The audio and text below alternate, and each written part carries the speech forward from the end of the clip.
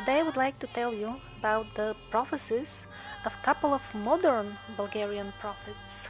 And although they are local for this small country, I believe that they will be of value for the international audience as well, because in the near future, in the scope of the next few decades, the Bulgarian nation will be no longer as it is now separated. It will be just one of the tribes, one of the nations of the big Slavic Union, which has been mentioned not only by the prophets I'm going to review today, but also by many of international sources, international and older prophets.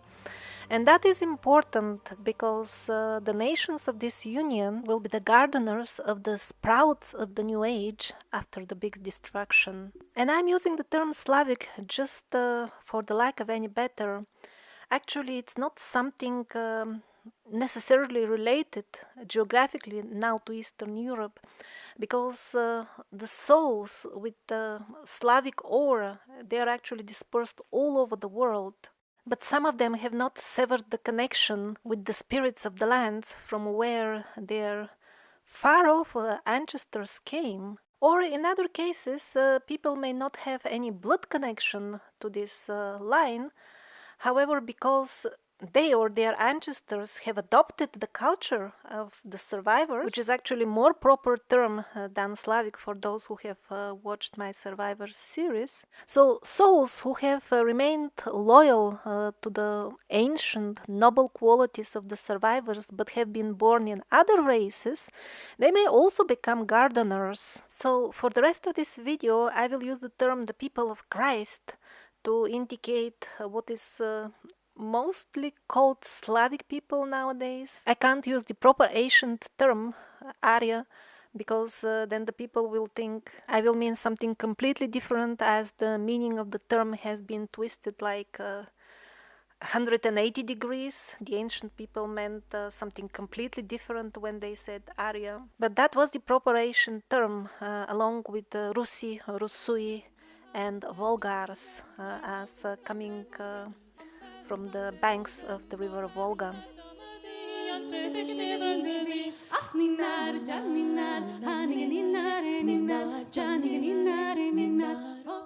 And although by far the most famous contemporary Bulgarian prophet is Baba Vanga, she's world famous actually, it is her teacher, Преподобната Стойна, who seems to be, from what we know currently, the highest level guardian spirit who has incarnated in Bulgaria in human body recently. Also, she specified that I came to prepare the people for the new earth, for the new beautiful world which will flourish, she said, some 150 to 200 years from now, a time when everybody will have these special mystic abilities to see the past and the future. And she was a very high-level mystic. She was seen levitating. She cured miraculously countless people. So she proved in practice that she was not an ordinary person. It wasn't just sweet talking like some modern gurus. So she was in a very remote village area. We don't even have a single photograph of her. However, we have something way more precious. Few days before she died, she said to one of the people who were helping her, because she was completely blind since childhood, she said that in this village there is this young girl, and she's got a notebook and a pen, and she knows how to write. Call her. I want to dictate something to her, because in just a couple of days I will become very sick and then I will depart. And luckily, whatever she dictated in that time has been published as the first 100 pages of this book. And that, I think, is absolutely precious, priceless on the level of the set material, because it's directly out of this world. She lost her eyesight when she was very young, and her parents. So at that time she started seeing everything, the astral world, the past, the future. And it was Saint George actually who brought her up. He regularly talked to her in her visions and educated her even with the definitions of simple things from this world, because she didn't have any parents or anybody else to explain what's going on outside in the world. And although she's said to be Christian, I see it more as a camouflage. The church accepted her. Even ordinary priests from the area and high level bishops, or whatever they are called in the church hierarchy, they visited her, they saw her miracles, they accepted her. And mainly, I guess, it was that she was healing all the time, every single day. People in terrible sicknesses would come and she would miraculously cure them, and of course they would reward with money, and they would bring sacks with food. All that 100%, all of that the church took every evening without any feeling of obligation to give something back to her. But anyhow, she did not read this Bible of the church of that time. She read directly the Bible of the Bogomils. Now, the Bogomils were really the people of Christ. They learned directly from his followers. They really lived in the way he said. And even though the mainstream history is trying in every way to diminish their importance and make different names for them, as they made branches in the different countries, so that it will seem like something not the same thing. Actually, they had a lot of coverage in Europe and Asia. I don't think they were the only group which followed Christ, because at that time it was not so organized. Other groups, like for example what is now supposed to be a Muslim sect, the Druze, they were also from the people of Christ, but they camouflaged themselves as Muslims to escape prosecution. And until today, the Druze, they keep silent and secretive. They teach their true teachings only to the initiated. So these are mainstream maps, and even after trying to minimize and diminish their influence, still you can see that they covered a lot. But then eventually, as Kali Yuga advanced, the heretics, those who deviated from the teachings of Christ, that means the modern church, eventually they managed to kill all the Bogomils. They had special crusades, and at that time the Pope came up with this genius advice when they asked him, when we go in villages where there are Bogomils, how are we going to distinguish between the church people, our people, and the Bogomils? So the Pope had this genius idea: kill them all and God will sort them out in heaven. A logo which has become nowadays the motto of murderers' gangs. So in her previous incarnation, the Prepodobna Dostojna, she was one of the Bogomils, and at that time she underwent this education to become the perfect. The way the Bogomils were structured, they lived in communes, they did not have money or taxes, they worked together in the fields, they shared everything, they lived in happy families, the way Christ taught them. But also they had high-level occult knowledge, which Prepodobna Dostojna remembered from those times, because at that time she underwent that education.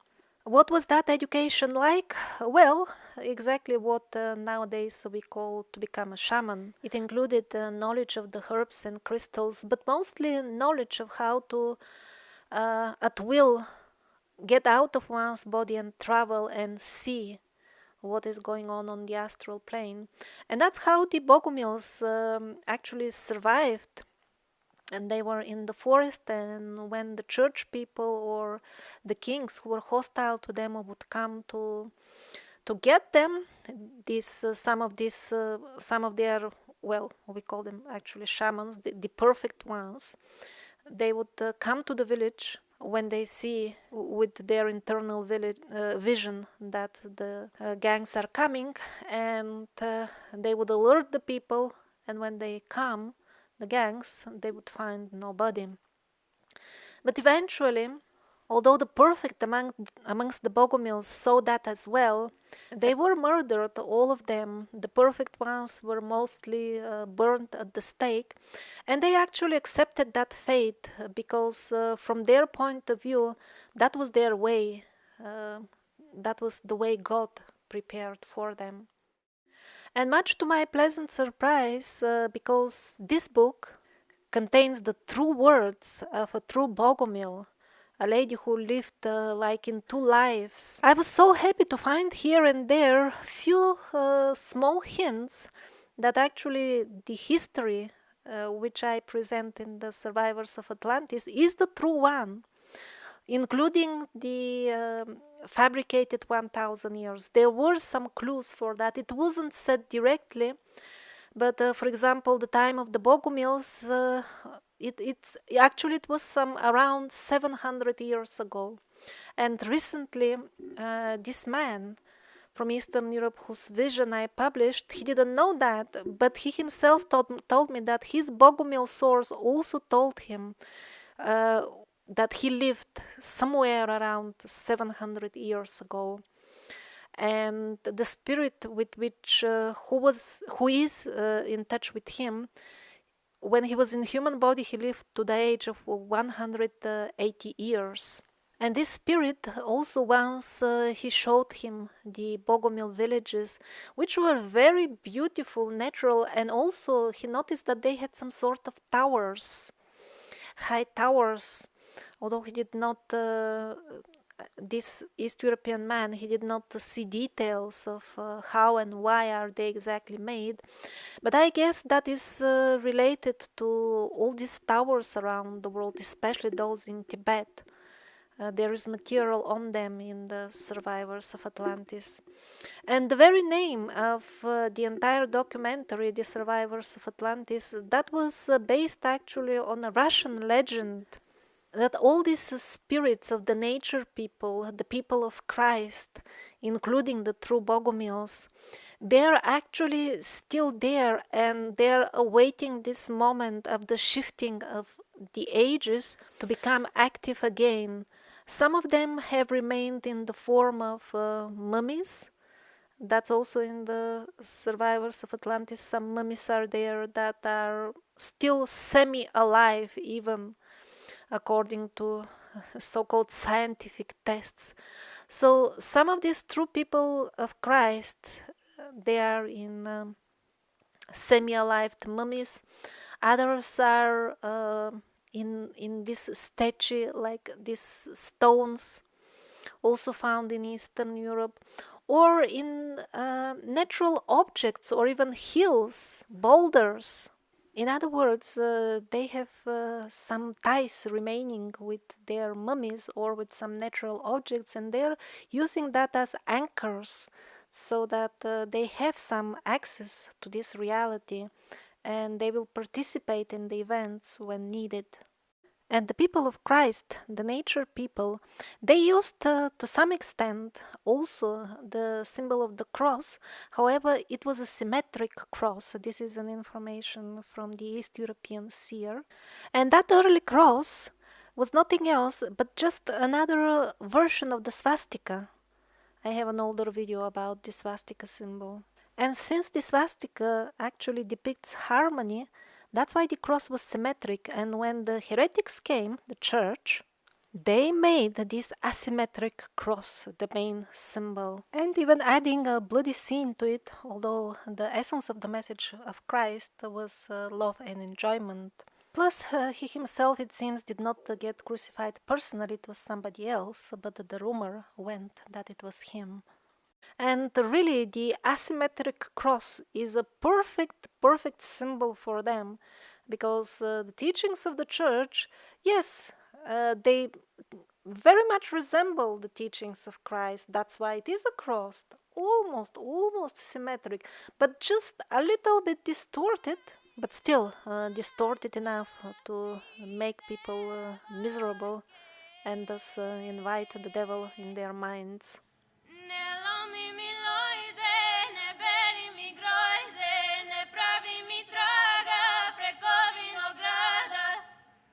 So part of the dictation written down in this book is a conversation between the Prepodobnata Stoina and the guardians of the Bulgarian nation, the Bulgarian tribe. And these guardians, they were also present on this earth in human form once upon a time, and they were no other but the rulers and kings who were favorable to the Bogomils. They were assassinated by the church at the time when they started claiming copyright on Christ and advertising their brand, cleverly called Christianity. But even after their earthly avatars perished, they did not abandon Bulgaria. They kept an eye on it during the dark times. And then, when the faint light of the dawn of the new age appeared on the horizon, they sent the avatar of Stoina to start preparing the people for the new times. When they first told her that waking up the nation will be the mission of her life, she said, "But I don't know how to do it. I've got no resources, plus I am completely blind." They replied that we know about this situation, that's why we have made the arrangements already. From now on, they will start inviting you to speak to the people in different villages, and they will send always 2 men and 3 horses. And sure enough, after this conversation, it really started happening because she was already known as a saint who shows miracles. So from then on, the mayors or the priests of different villages, they started getting all of a sudden this idea, why don't we invite the saint to talk to the people and lift their minds? And it was always like this. 2 men would come with 3 horses and would accompany her, one riding before her and one after her. And when she went to the villages, she spoke very basic truths to them because at that time the people were really very simple. And she was precisely what Seth calls in the books of Jane Roberts a speaker, a soul which has come specifically to speak the truth to the people. And although she was camouflaged as Christian and she lived in a Christian church devoted to Saint George, and by the way, that church, the building, was initially erected by the Bogomils centuries ago, the same Bogomils to which she belonged in her previous incarnation. And when she went to the villages, she did not speak the philosophy of the church, but the philosophy of the early Bogomils. And this happens to be exactly the philosophy of Sanatana Dharma and the philosophy as it is described in the set books of Jane Roberts. Absolutely no difference at all. Nowhere in the book she uses the term reincarnation. Probably she didn't even know the word. I'm sure the villagers in that region didn't have any clue what that is anyway. But the way she explains it as coming back again and again, it is absolutely the same phenomenon. And in this manner, traveling on a horse and visiting various villages, she practically continued what she was doing as a Bogomil centuries ago. At that time, she did that, was it a decade or more? And then she burned at the stake in Constantinople. Nowadays, they call it Istanbul.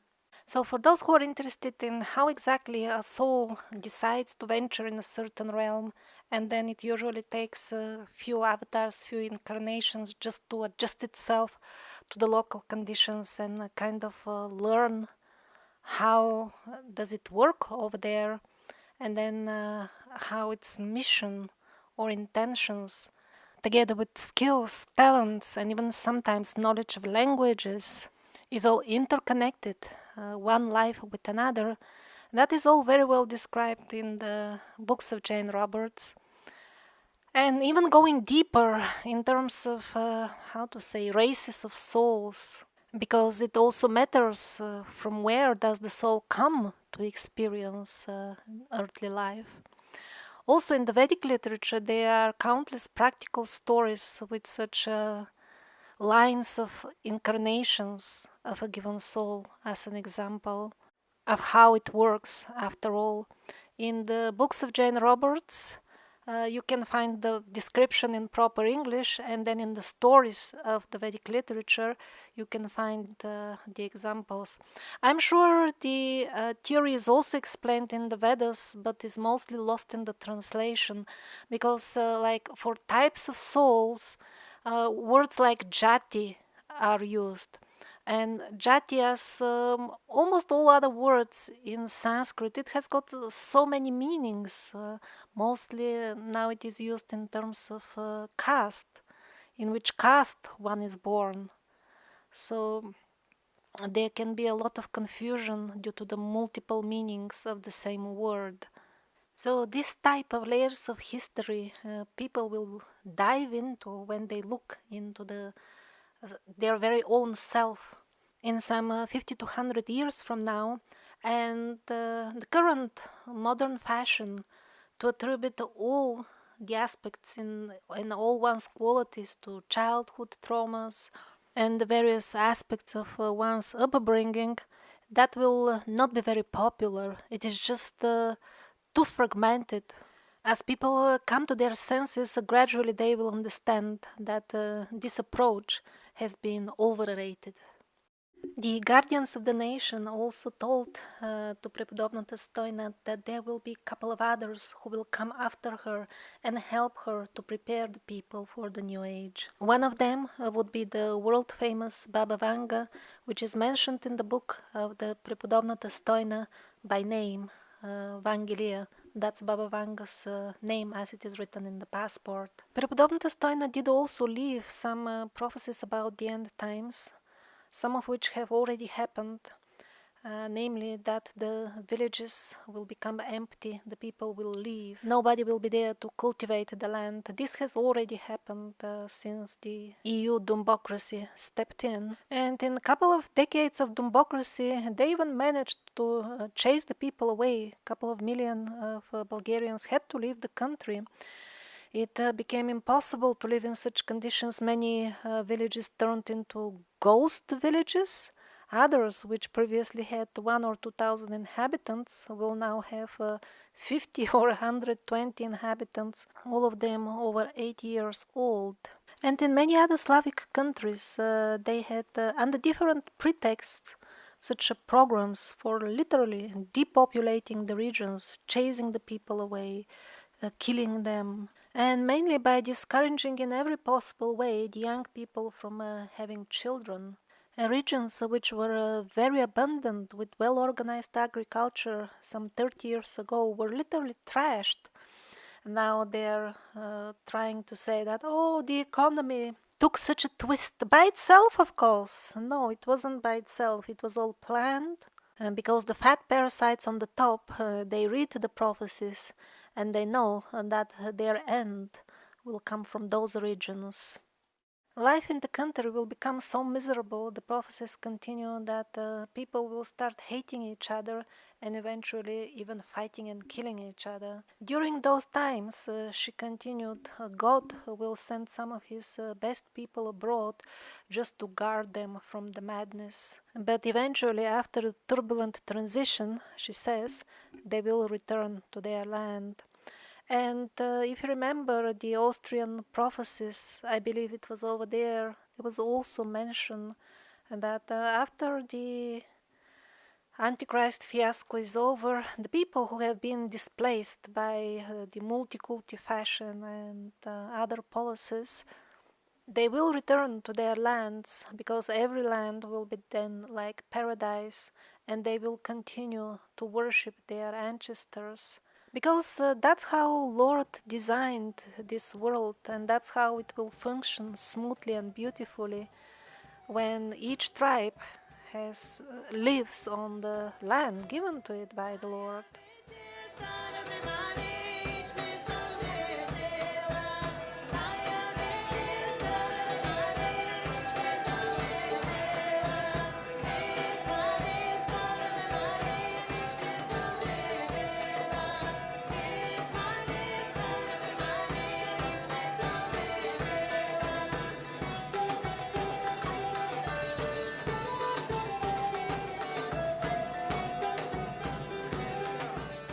an Italian artist, sculptor, sold an invisible sculpture for 15,000 euro. There was a buyer as well. All he got was the receipt of the purchase for his money. If that type of people are walking the earth, I wonder if somebody will want to buy my real paintings. I haven't really been in a position to paint for more than a year, but I still have a few pieces left and many unfinished.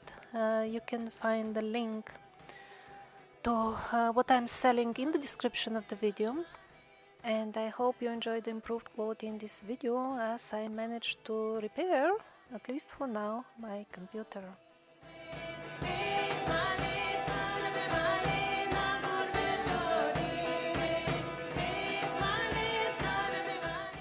And another helper mentioned to the Prepodobna Dostojna was most likely Peter Dönov. His angelic name of his angelic form is Baines Dunu. Officially, they classified his teachings as esoteric Christianity, but actually, most likely it is Christianity straightforward from the source, because he speaks about Kali Yuga, also about reincarnation, all the truths which the church is trying to hide from the people. So I'm not really sure the term Christianity is exactly appropriate for what he taught, and he influenced many thousands of people. His lectures are translated to English. I will leave links in the description. And mostly they are explanations of the Bible, because at that time when he came in Bulgaria, the people, they were fascinated by the Bible, so he had to explain its true meaning. It is believed as well and recorded, he lived relatively recently, that he also did have special mystical abilities and did do a couple of miracles as well. In terms of prophecies, he definitely confirmed that our generation will be the one that will live through the revelation described in the Bible. He did confirm that it will be the race of the survivors, the nature people, the people of Christ, who will be the leading force in the transition. And it will be the people from those ancient lands around the Black Sea in the middle of Eurasia who will become the seed of the new race of people and the new teachings. And it will be quite different from now. For example, he said, everybody in those times will remember their previous lives. Back then he also described the European Union quite well and everything that is happening now. He said the Bulgarians don't need to go on holiday to the Aegean Sea, because one day that sea will come to them. The modern Ellada, that's the old name of Greece, will sink and the ancient one will rise. And in general, he also said that entire continents will be sinking, although he did not mention which ones exactly. And in terms of more articulate, more precise prophecies, in terms of events and years, it seems that what he saw was the timeline of the Third World War happening somewhere before year 2000, and then kind of small pre-golden age of a relative pious life, and then the Antichrist coming at the point of time at which we are now. And when I was browsing the last year the countless Christian prophecies, many other independent seers saw that timeline as well, and kind of a smaller fraction saw the timeline in which we are now. That means the Third World War coming together with the Antichrist. And my overall impression is that most likely the war in Kosovo, which happened exactly in the Balkans, where the Third World War was supposed to be ignited exactly in those years, that was an attempt to put us into that timeline. But as Mother Shipton prophesied, because she saw our timeline, the path which we took, they will not manage to split the world into. There will be one failed attempt to organize a world war. So most likely they failed with Kosovo, but now we are in the process again of trying. They are trying to ignite it again, and this time they will succeed within this decade. And it was the Austrian prophet who mentioned these two branching possibilities. In terms of the possibility of the major destruction by asteroid, as predicted by Nina and Mother Shipton, it is also there, it seems, in the Prepodobnata Stoina prophecies.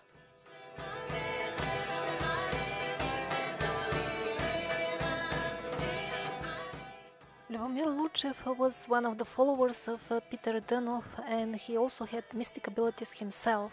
He actually served as a mystic for the government, and he was also convinced that the new golden age will be coming very, very soon.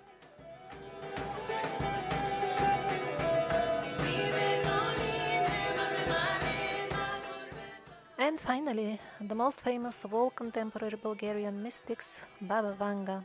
Although the way she lived was really a perfect example of how a saint spends a lifetime on earth, the church forgot to canonize her, but the people, they did not.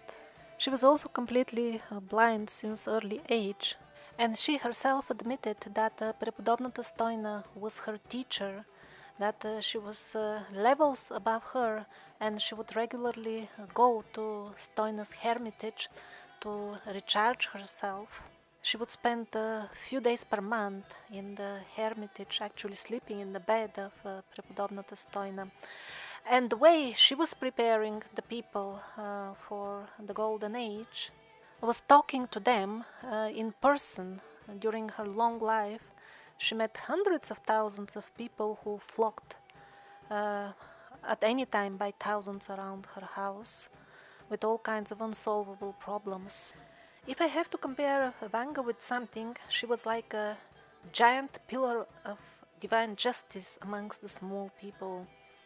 For example, she was spending every day of her life basically talking to people, accepting all the visitors, and sometimes she would go out of the gate of her very ordinary house, where hundreds or even thousands of people would be waiting, some of them camping in tents for a month or more to see her. So just as an example, as she would see all these people, she would see the entire history of the soul of each and every one of them, and sometimes she would say, "You and you, George, from this and this village," and that would be probably a person far away in the crowd. "You should not wait to see me, you should go away.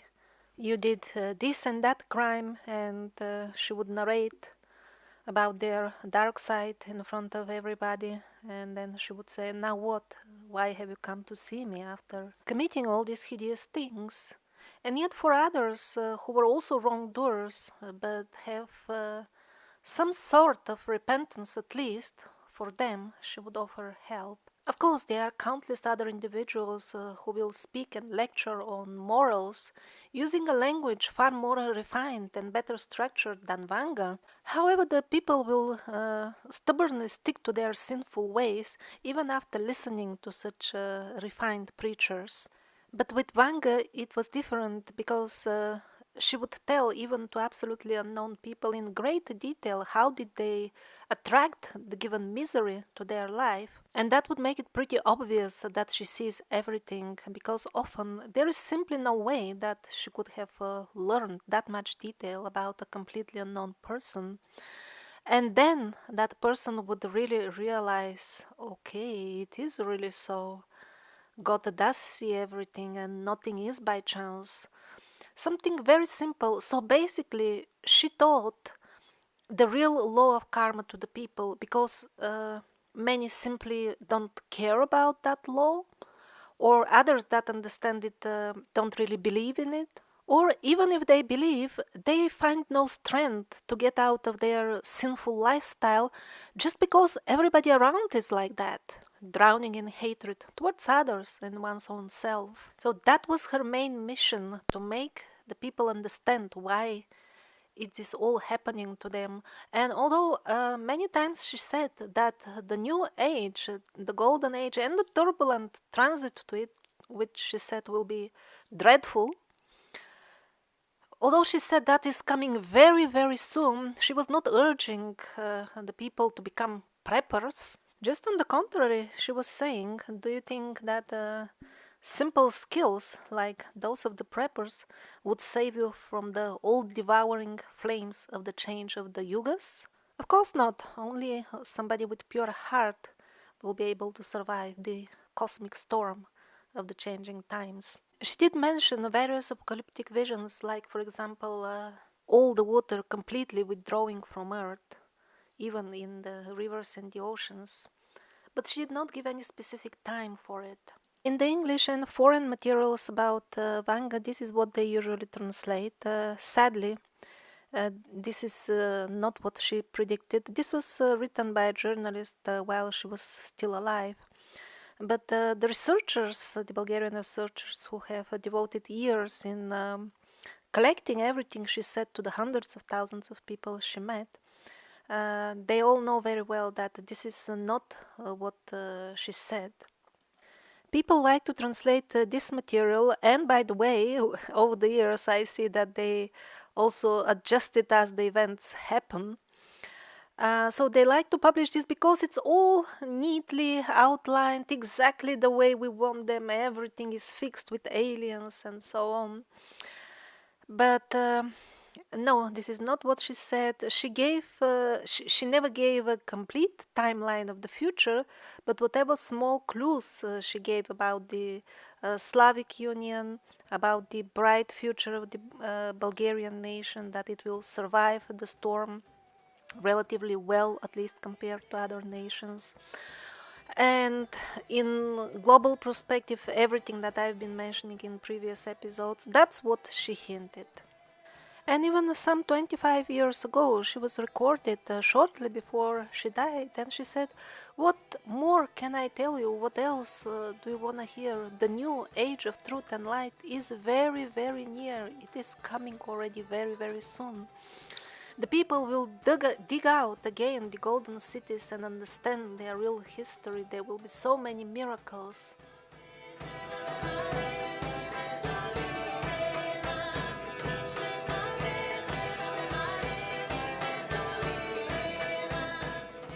And the important thing is that mystics like Vanga and her teacher, Prepodobna Testoina, the way they teach karma is exactly the way karma is explained in the books of Jane Roberts and in the Vedic literature, and not the modern concept that, oh yeah, karma is there, but you just imagine and be positive and you change everything.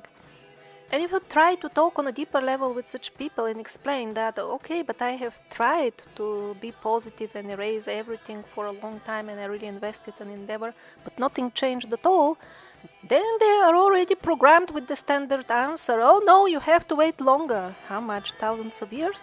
And also your wish was not strong enough, they will say, to make you feel guilty. Although 10 minutes prior to that, they were convincing you not to pay attention to the karma because it will make you depressed when you know that you cannot change anything. It will take away your power. Actually, the people who talk in such a way, they're taking away your power by telling you that, you see, your wish didn't work. How do they know that you didn't wish strong enough? Do they have the powers of Vanga to see what you have done and how sincere you were? No. And the devils have already introduced these pre-programmed answers for everything. For example, recently I talked to somebody who was disrespectful to the prophecies. And I asked, why? Don't the prophets mean anything to you, the people with the special powers? And he said, yes, I do believe them, but you see, the prophecies were given for the blind people who do not see themselves. So is the person who told me this pre-programmed answer a higher level mystic than the prophets I mentioned in this series? No, he doesn't believe that. he doesn't make such claims. Or maybe his guru, who probably programmed him in such a way. No. And another clever example of a satanic pre-programmed answer. I was talking to a lady who was aware of all the evils of the fix, and still she was going for it. And, well, how and why? I asked if you understand what's going on. Well, I'm not gonna think or talk before it happens, because then I'm not living in the present moment, you know? You're not very spiritual if you're thinking so much ahead, she said. But then 5 minutes before that, she was telling me how she sold her house in the countryside to move to the city where one can have a better maintained life in a compact space. So she didn't find it unspiritual to think long term and to plan things long term when it was about the house, but when it comes to even actually more important stuff, your soul, then one is not allowed to do long-term thinking under the pretext of being spiritual. And back to the actual important topic about the real law of karma, the Prepodobnata Stoina gives very nice examples in her autobiography. For example, there was a bloody war and a terrible massacre in the region where she lived. And at that time she prayed and called her guardian saints and begged them to stop all that just because it's terrible. But they replied to her, what can we do when that is the wish of these people themselves? And she tried to argue with the guardians of the nation how it can be their own wish. And then they showed her in a vision how these very same people who were cruelly massacred at that time, they were taking a vow just a couple of weeks or day before that either we are gonna kill these people or we are gonna die ourselves. That's what they shout with their own mouths. And vows are very important. So these men, at that moment when they were making the vow with their loud voices, they were cursing their own selves to die in such terrible way very, very soon. And then the saints explained to her that even actually the Lord very, very rarely will intervene with the path of the souls. He actually leaves it upon their own wish and their own vows and intentions. And the power of such solemn vows is that they do come true. Sometimes it may take time, but they do. And it's not that when you see what you have actually desired, you may cancel it now with another desire. It doesn't work. The saint also provides lots of examples of ancestral karma. We don't understand that well and often assume mistakenly that it won't affect us since we don't understand it. And in her book, everything matches with the ancient karma philosophy. She also says that most of the things that come upon us, by far most of them are fruits of our actions from previous lives, and only a small fraction is a direct result of what we have thought or made in this very lifetime.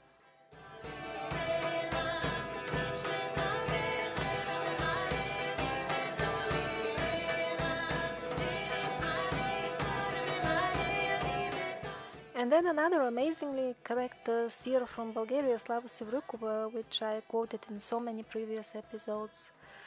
She also spoke about the Slavic Union, that Bulgaria will be relatively less affected by the upcoming changes. There will be no parts really sinking or missing. She also explained that the Bulgarians will go somewhat differently through the changes. It will affect them sooner, so that they get purified somewhat before the other people, because those who survive will be needed to help the others in rebuilding the future race. And she was mentioned in the very beginning of the series. It has been 1 year since I started this. And it was in the first episodes that I gave some timing, like the worst starting somewhere around 2025. And with the prophecies, which I kept finding subsequently during this entire year, I can only say that they only confirmed this initial estimate. Here you can see they're quite busy and they've got a lot of work to do. Interestingly enough, speaking about Bulgaria, over there sadly I noticed that largely a very big percentage of the population believes the TV about the bug and everything else, and yet their fixation rate is very, very low. And why is that so? Well, I guess they were allotted and given for free plenty of international funds to be sure that they can buy all the fix they need and fix all the people as soon as possible.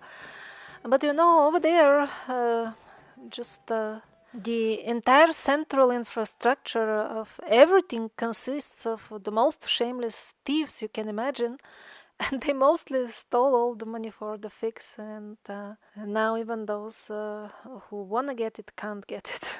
And now let me return a little bit to the episode of the massacre narrated in this book.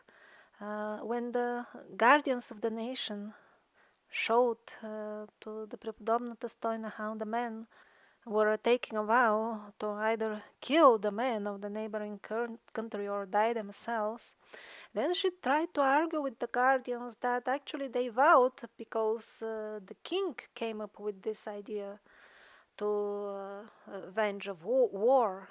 She said, please don't hold them responsible. They were misled by the passion of this king. But they replied to her that no king has the power to give an order or legislate anything at all if the souls of the subject are not tuned to that idea already.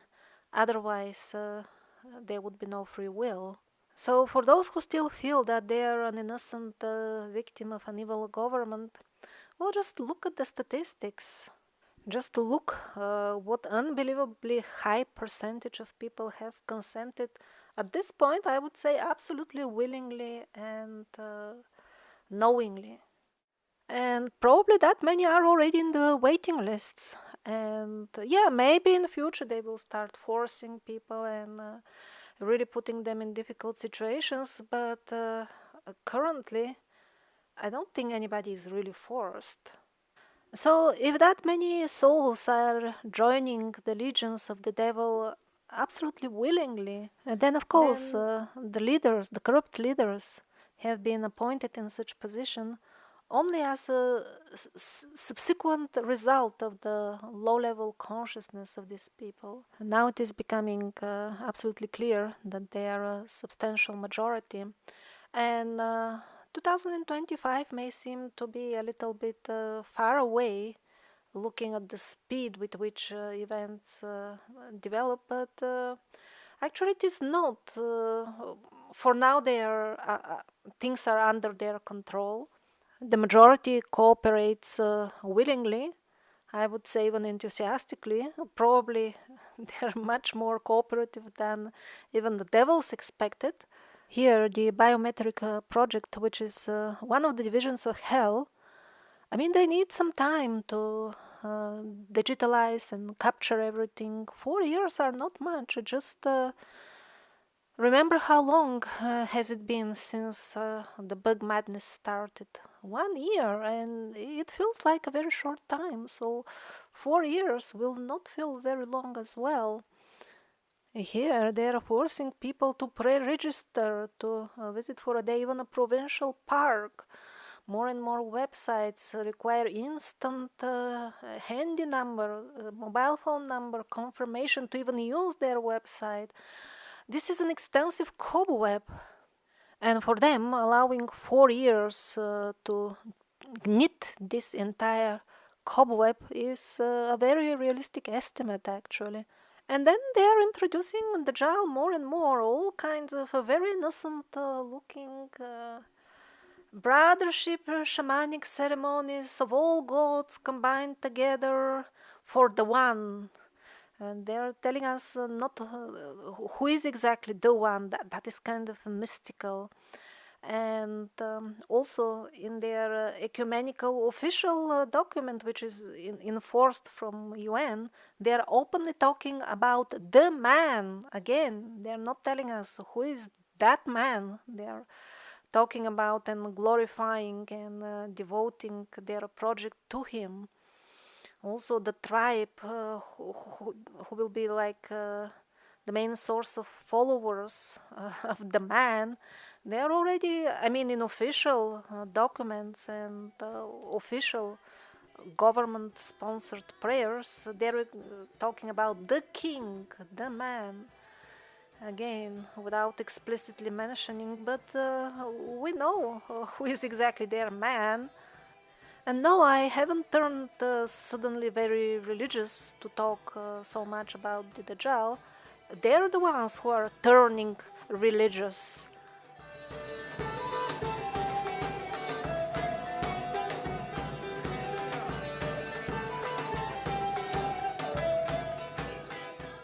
And few final notes on when to expect what in terms of this timeline, why we are expecting the Great Tribulation to start in a couple of years and the New Age in a couple of decades.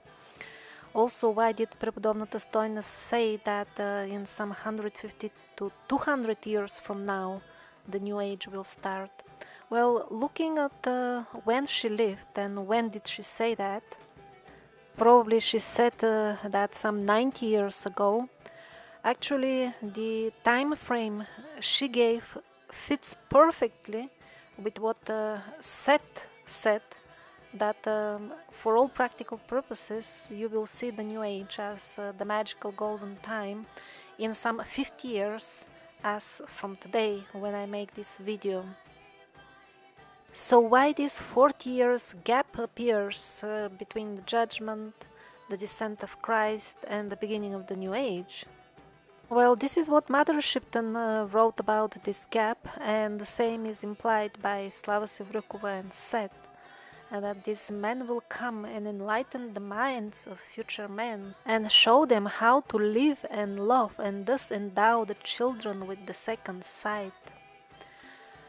Growing graceful, humble, and when they do, the golden age will start anew. So 40 years is a very reasonable time frame to teach all men how to live and love and for one generation to grow. And then the golden age, Satya Yuga in Hindi, will start anew. And some of the helpers of these future men who will be enlightening the men of earth of how to live and love, some of them will be from the Bulgarian tribe, and that's why the Guardians have sent so many prophets over there before it all starts.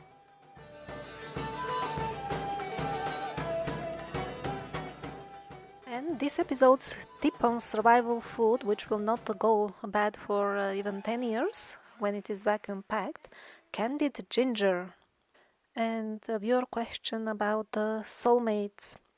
The only information I trust about that is in the set books of Jane Roberts. He confirms that such a thing exists. Something like partner souls. Usually they end up being spouses in most of their lives, or sometimes parents, something like this. The soulmate is always the same soul. But no, one does not meet it in each and every life according to Seth, just in most of them. Does the concept exist in the Vedas? Yes, we can say so, although I'm not aware of a particular term that is used. But it is explained that very often one has the same spouse life after life. For example, when Parvati was getting married to Shiva, some of the relatives in that particular incarnation about which the story goes, when they saw him, that he is always high on drugs because Shiva is the lord of the intoxicating plants. They even tried to talk Parvati into canceling the marriage on that very same day. But then Brahma, the great great grandfather of all souls in our universe, he had to intervene and explain that actually Parvati and Shiva, they're connected forever in each and every incarnation, so there is no way out. And then everybody shut up and they continued with the marriage ceremony. So a plethora of stories like this in the Vedas do imply that the concept exists. And also she asks, why is it so hard for good women to find the right man? Because the right man should be a good man. Good men are scarce these days. And not only for good women, also the bad women have the same problem. That's because the times in which we live are wretched and corrupted. This is not the normal situation. In Vedic times and also in Bogomil times, people really enjoyed their lives. By far, most of the people were very happily married. And that's why the golden age will start anew when people learn how to live and love. Without showering yourself completely in love every day, normal, sensible life is impossible. That is also valid for the most physical bedtime expression of love. People enjoyed wonderful bedtime activities up to 100 years or more because they had knowledge of the natural, of the wild herbs, and they would retain their vitality and good looks until very old age. And from the other point of view, all these things like finding the right spouse, wealth, health, these things are mostly predestined.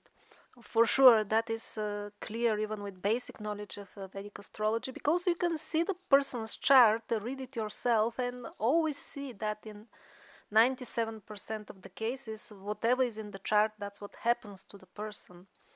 And exactly at the time when it is supposed to happen. So obviously it is predestined. And the thing is, just the 12 houses and the rules which determine what will be the influence of the planets, they're all set up in such a way that one will have at least one major misery in life. If one is not extremely poor, then probably he will be at least seriously sick or have a terrible spouse nowadays. Or sometimes people have even a set of miseries like this. And it can't be otherwise, because no matter how you position the planets, even if they are more or less good, still they are bound to have some malevolent aspect and cause some sort of serious trouble. The people who really have affluent and pleasant lives nowadays are very, very rare. And in the previous ages, the celestial bodies, they were in different position. We had a couple of moons which were knocked off, so that changed the entire situation with the charts and how they influence the life of the inhabitants of the earth. And that's why now when the new age comes, in many prophecies we see that the planets will go out of their course. They will be no longer as they are now, and the people of Satya Yuga will have again good charts, and that means good lives. And then what is the explanation is the question for straight motherless women. Well, children need love. Uh, when we grow up, we may manage as hermits as well, that is okay. But when we are small, we need the love either of a mother or a grandmother or some relative or somebody who takes care of us. And if that is not there, obviously it's a bad karma.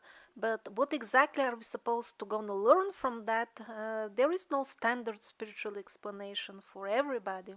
Yes, it does boil ultimately to lack of self-love, not treasuring love enough for everybody. But this is usually so general that for most people it will be of little practical value in terms of solving the problem, to repair the situation, because the excuse which each and every person finds for hating oneself or other people is different. It is based on beliefs, and one has to go into very deep and serious self-introspection to find the entire chain of wrong beliefs and eventually uproot it. And that's how everything will be cured.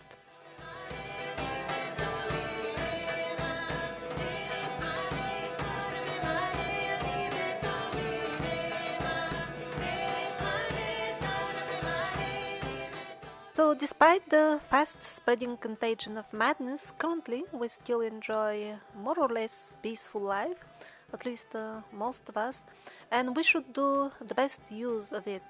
And the best use is to get rid of any addictions. First of all, we should address addiction to substances, alcohol, caffeine, etc. Those who don't have them should address behavior addictions, like, for example, aimlessly browsing internet, and very importantly, mental addictions, like chewing up again and again negative thoughts or thinking in loops. It is normal to think and use our head and heart to analyze a situation, make a choice, take a decision. But the sick part comes that even after we take such a decision, just in a few minutes we start the entire circus again, chewing up the same worries again and again, even when we don't want to. That's actually a behavioral addiction to worrying. It is a sickness. Just because almost everybody has it doesn't mean it's something normal or healthy. In reality, these periods in between the moments when we really need to think and take decision, those gaps, they should be utilized for us to just float in bliss. That is the normal situation. So first of all, we should realize that this chewing in loops is a sickness, and then we should proceed eliminating exactly as we eliminate all other addictions. And in the previous episode, I recommended some herbs for addictions, but I received complaints that iboga is illegal in too many places, so there are replacements. So this herb is not only fully legal all around the earth, but is also way more affordable than iboga. Its effects are very, very close to that of iboga, and yes, you can use it to get rid of any addiction without an exception. To do that, you have to do a proper ritual the first time before you start taking it. Spend a minimum of 10-15 minutes clearly programming the herb, telling it from what addiction you want to be freed with its help. If you don't know what mantra or what technique to use, maybe you can use the Hindu mantras. In the previous videos I gave 2 mantras for Devi, the benevolent goddess. They are Bij mantras, very easy to learn and pronounce. Om Hrim Arham Namaha Kshim Svaha. That's one of them. And then the Bala mantra, which recently came in one of the episodes. Om Aim Klim Sohu, Sohu Klim Aim. And the first mantra again. Om Hrim Arham Namaha Kshim Svaha. And then when you take it every day, you can do a mini ritual, very short again, clearly telling the herb what exactly it should do. So the way to take Voacanga africana is you can start also with half a pinch of root powder below your tongue, and eventually you swallow that up. But it is best to take it before you will be relaxed and away from technology, because for example on this website there are thousands of experiences of real people with all kinds of deprogramming substances, also called drugs by some people. So while browsing the experiences of various people, it is interesting to notice that many of them note that if they take a given substance and after that they go to the computer and start browsing, it doesn't work as usual. If they were out in nature, it would have worked. It does work. So in few days, if you don't notice that your addiction is evaporating, or if it does evaporate but you want to finish it off faster, you may start very slowly and gradually to increase the dose, very, very gradually. But be careful, because if you don't have experience with sacred or visionary plants, you should not venture in higher doses, because Volcanga africana can have consciousness altering effects, but only in bigger doses. This herb doesn't have consciousness altering effect in smaller doses, and actually is part of many pharmaceutical combinations that you can buy in the pharmacy, usually for heart diseases. The herb which is similar to iboga are actually the sananga drops. This I highly recommend to everybody. It is again legal everywhere and is very, very affordable. In many cases, the sananga drops, again with the proper ritual, may not be enough to heal very deep-rooted addictions, but they will always be of help in doing so. And so you can get the mildest option. So you use them once a day, and the only way to do it, at least for me, is to lay down and tightly close my eyes, and then put one drop only in the tear ducts of my eyes while they remain closed at all times. And only then I very gently and very slowly try to open my eyes, because the drops, they burn like chili. So if you open your eyes abruptly, you will be, oh no, really, am I putting chili in my eyes? What am I doing? But it is worth it. Everybody who has used them for a long time says that it is worth the pain. And as you use them for a few days and then a few weeks, it will not burn so much. And yet another herb, which is similar to iboga, and also can do the job which iboga does, is uchusanango, but that is mostly for people who already have experience with working with sacred plants. It is also legal all around the earth. And those who use the kapi vine for addictions, or pretty much anything else, I forgot to mention that the easiest way to extract the good stuff from it is to have it actually powdered. After it is shredded, you just put it in the coffee grinder, and then you can start with even as low as 5 grams of this powder, just brewed as a tea, as normal tea. But then don't throw away the powder. Collect it every day, somewhere drained, so that it dries up. And then 2-3 times per month, you collect all that powder, and then you can do a few more extractions. Let's say the first time you boil it for 10 minutes on the lowest fire possible, and then you do 2 or 3 more extracts the last time, boiling it possibly even for a couple of hours. When you make tea from the powder instead of the shredded vine, first of all, you will need considerably less material of the expensive vine, the wood. And second of all, you will need much less water, because to cover the shredded vine with water, that is much more than covering the powder with water, because the less water you drink with every extraction, the better, because the more water you put, the more diluted will be your experience as well. So all these sacred plants are more effective if they are taken on empty stomach, of course, and most importantly, while you have your period of treatment, you should not take any alcohol at all. Because if you do the usual alcohol drinking together with the sacred plants, No, you will not get poisoned as some people are trying to scare you, and you will even feel something, some sort of change maybe. However, at the end, when you look back at everything you have done, you will realize that you've been trying desperately to, like as if, fill up a cup with water while there is a hole on the bottom.